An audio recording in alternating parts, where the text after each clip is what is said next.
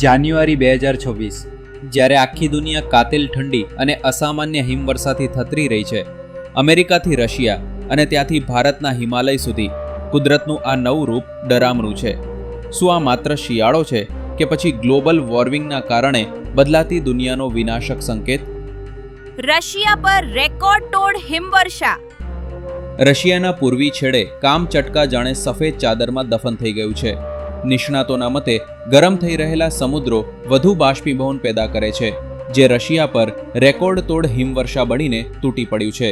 આ અતિશય બરફ સૂચવે છે કે પૃથ્વીની ગરમી શિયાળાને વધુ હિંસક બનાવી રહી છે. જો ગ્લોબલ વોર્મિંગ છે તો આટલી ઠંડી કેમ? બીજી તરફ અમેરિકામાં ભયંકર વિન્ટર સ્ટોર્મના કારણે જનજીવન ઠપ થવાના એંધાણ છે. જ્યારે લોકો પૂછે છે કે જો ગ્લોબલ વોર્મિંગ છે તો આટલી ઠંડી કેમ, ત્યારે વૈજ્ઞાનિકો પાસે તેનો જવાબ છે.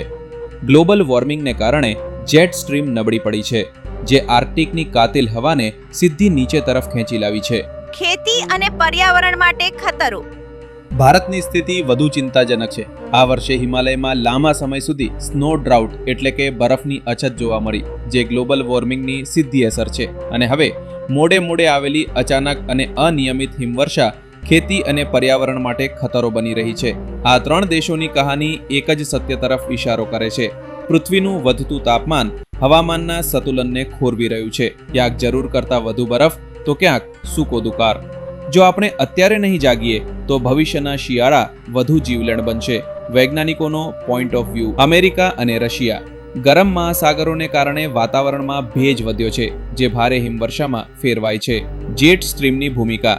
આર્કટિકના ગરમ થવાથી પવનની લહેરો જેટ સ્ટ્રીમ વાંકી ચૂકી બની છે, જે ઠંડી હવાને દક્ષિણના દેશો તરફ ધકેલે છે. ભારત.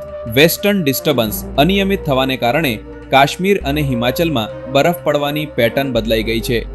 આવા પ્રકારના વિડીયો તમને જોવા ગમતા હોય તો હોટલાઇન ન્યૂઝ ચેનલને લાઇક, શેર અને સબસ્ક્રાઇબ કરો.